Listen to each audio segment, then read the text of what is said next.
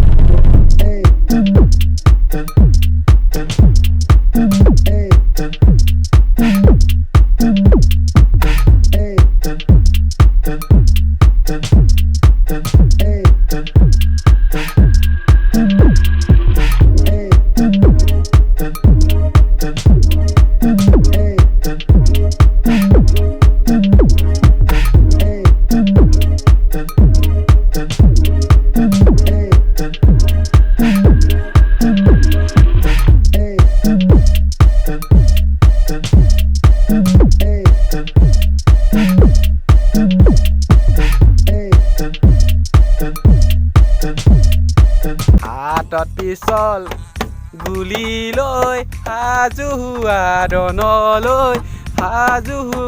ৰণলৈ বিদেশীবোৰ আহিছে আমাৰ অসম ল'বলৈ।